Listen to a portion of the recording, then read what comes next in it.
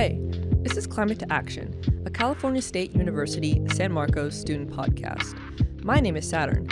I'm the current team manager of Climate to Action and a student at CSUSM. Today, we're bringing you a special episode, freshly unearthed from our archives. It's collected a little dust, but the discussion is still relevant. In this episode, you'll hear from students of years past, recorded at the dawn of this podcast, as they share a lively discussion about the climate crisis, climate-related protests, and art. But first, we'd like to remind you that Climate to Action is here to amplify voices and explore solutions in the fight against the climate crisis, and to address climate injustice for all living things. We are committed to incorporating discussions on Indigenous knowledge in addressing the climate crisis and in providing a call to action in every episode. First, we'd like to acknowledge that our recording studio is located on the traditional territory of the Luiseño Payocowichon people. CSUSM and its surrounding area are still home to the 6 federally recognized bands of the La Jolla, Pala, Palma, Pechenga, Rincon, and Soboba Luiseño Payocowichon people. It is also important to acknowledge this land remains the shared space among the Cupeño, Kumeyaay, and Ipai peoples. So, without further ado, let's see what students before us were really thinking. My name's Katie. I'm Buchanan. Today we're going to be talking about climate crisis. Fun. Love it. Love freaking out about how the world's going to explode. Right? Absolutely terrifying, but hopefully we can work some stuff out I and really do hope so. get to the bottom of this. Climate crisis. Why should we care? Right. Why should anybody care about, our planet? Well, I care. Personally, I'm a POC, person of color. I'm a student of color, and I've taken this couple of years learning about, myself as a person and the people around me to really figure out how I'm going to help socially. And one of the things that stuck out to me the most that I, strangely enough, came across in my women's health class was discussing how climate crisis affects people disproportionately. Right. It's an interesting dynamic because you think that, we all live on the planet, so we all feel the effects, but some feel it more than others. Specifically, lower colored and class communities. That's usually the people who suffer a lot more.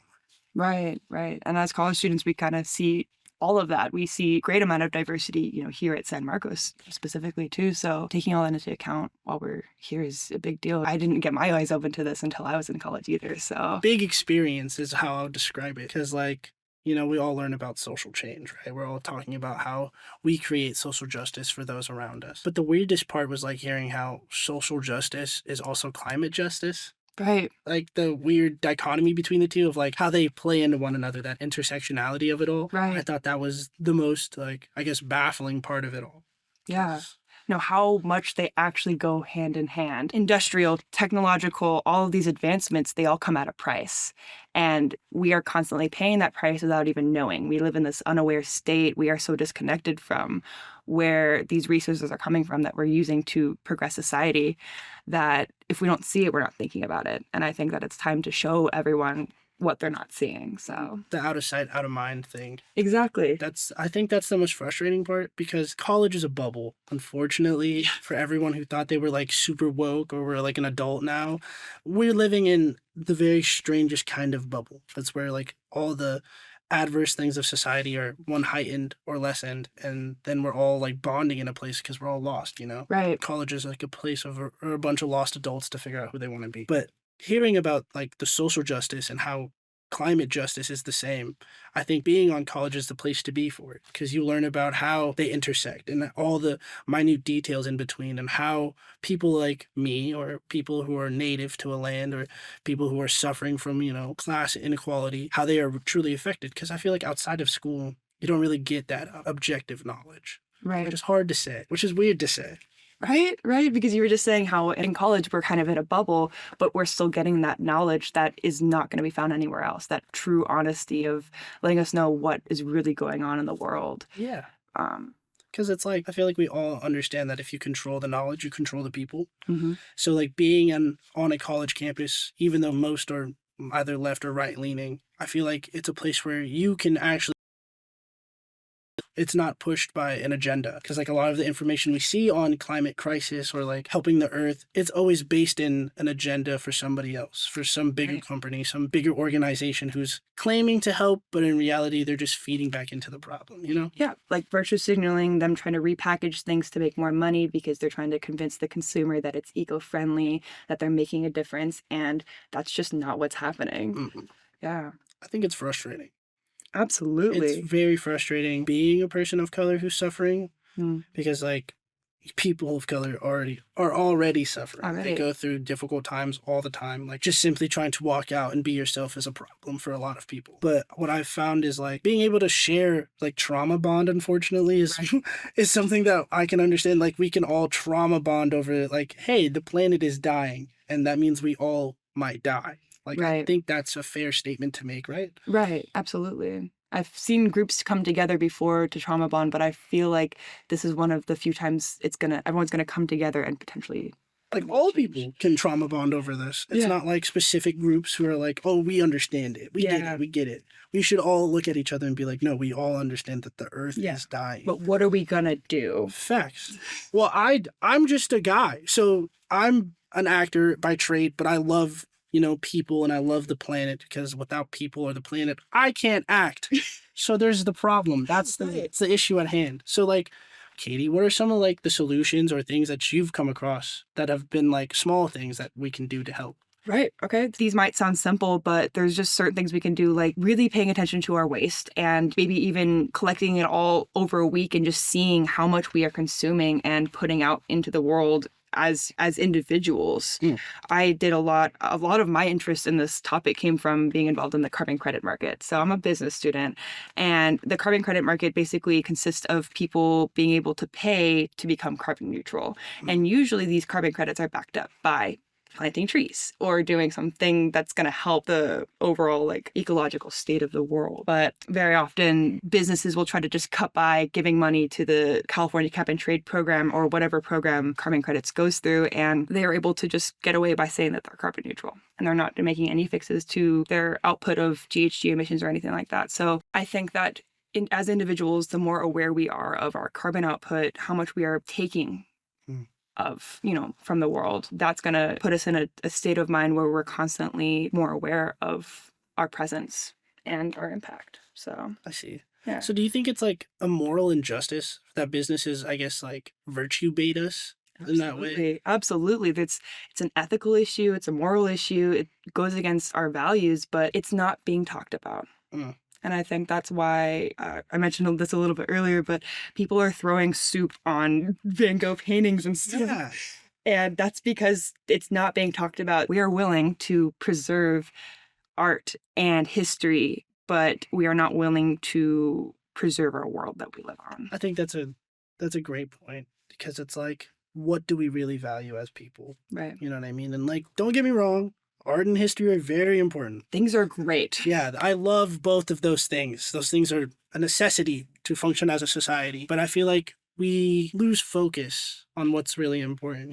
We, for the sake of art, for the sake of history, we like drop things. You know what I mean? We put things under the rug or sweep it away in hopes that, hey, maybe we'll just outgrow it. It's kind of narcissistic. Yeah, exactly. We want to look so good to the people in front of us, but they're only going to look down on us and think, what were they doing? Exactly. I just think it's crazy that we preserve history, yet the history that we're creating is not good. We're preserving it for people who aren't even here today. True. I mean, there's a lot to unpack because it's like, I understand the attack on the paintings. I understand the purpose and the point behind it. Do I think it was the correct action?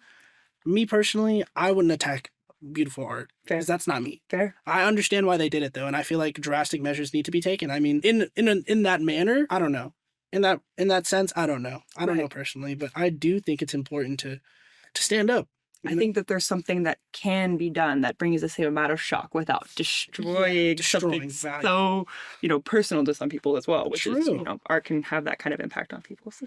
I just, I find it strange sometimes that we have to get to these points. Like, especially for something that we all share. We share the planet. Then we have like it's gotten to this point of like now slight acts of violence are starting to become a thing Right. in the name of peace, which is like I don't know how to feel about that part. That part is where I'm conflicted because like I get it, fight the good fight.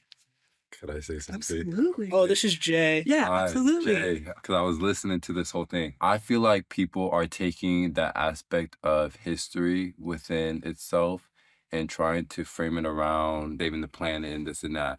And I feel like that's where it's just the common sense of it, I feel like has left. Because like you said, there are people who look at like groups, like activist groups like this that are like, they're trying to save the planet, but yet they're destroying historical paintings now that you're looking down upon.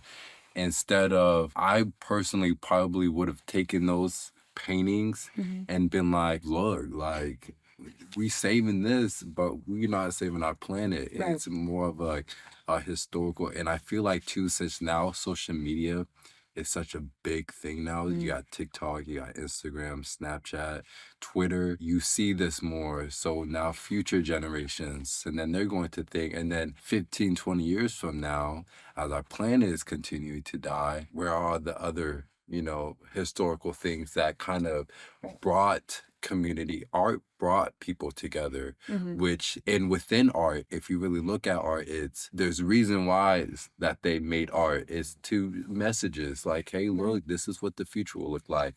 This is what the planet will I see what you're saying. You know what I'm saying? And I feel like, yeah, you got the most delicate ones like Van Gogh, but then you also got ones that are very like outward and worldly and just showing us as a people, that like, this is why we're here together, because we're on this beautiful planet, to take the time to listen to art, music. Right. You don't need to decrease the value of other things to increase the value of things you want people to look at. I think that's something that history has shown us, like lots of times that we see in, like, I keep bringing it up, but like social movements, like they tried to lower the value of very brave men like MLK, even Rosa Parks. They tried to lower her value by saying she was just like a criminal. She was just some crazy black woman who sat on the bus on purpose, to try to make them seem like they were inciting violence. But to actually incite violence, I feel like that pulls away from the cause. Right. You know what I mean? It's like it does the opposite of what we hope for.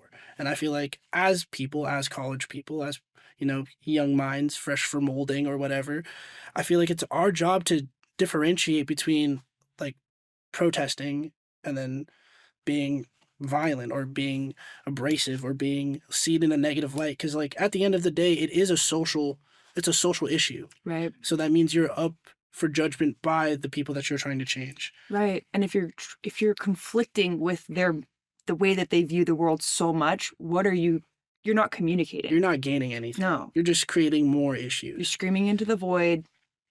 They stop listening because you messed up their painting with soup, Yeah, like Projected your insecurities about how the way you feel about something, which somebody else's insecurities is going to deflect it. And then now you have these two arguments going back and back and back. It's like, I'm right. Exactly. Instead of, I understand what you're saying, may not agree, but how can I help and support you? Exactly. Vice versa. Yeah, I feel like finding common ground is the first place to start. And I think the common ground is that we all live on Earth. And I think it should start there from a really human place, because I feel like a lot of people are just like on the attack already. For a lot of social movements, including, climate crisis, it's like everyone is always on the attack, you know what I mean? But wars and battles like this aren't won through brute force or strength. They're won through the humanity of it all, of like dropping your weapons and trying to release your pride and just being like, hey, I'm a person, you're a person, and we're going through something that we both can understand. How do we get from here? That was beautifully said. Thank you. No, finding that common ground, that's just the number one thing we need to be doing right now, is really understanding we're all here together. Why are we polarizing? Where's the polarization coming from? Hey, Saturn again. I hope this discussion made you think about climate justice in a different way. The climate crisis is getting worse, and student conversations are needed more than ever. Climate to Action is dedicated to hosting more student discussions on climate justice like this one. Look out for more unfiltered honesty on the climate. Want to hear more from Climate to Action, a CSUSM student podcast? Follow us on our socials at Climate to Action. For Instagram and YouTube, that's at Climate to Action. For TikTok, that's at Climate #2 Action. Visit for updates, behind-the-scenes content, and more. Finally, to close out, Climate to Action wants to remind you to take climate action. Check out Oceanside Museum of Art's exhibit on climate action in the Pacific Ocean. This is available in person or online. Free admission for college students and $10 if not. Until next time, this is Climate to Action, signing off.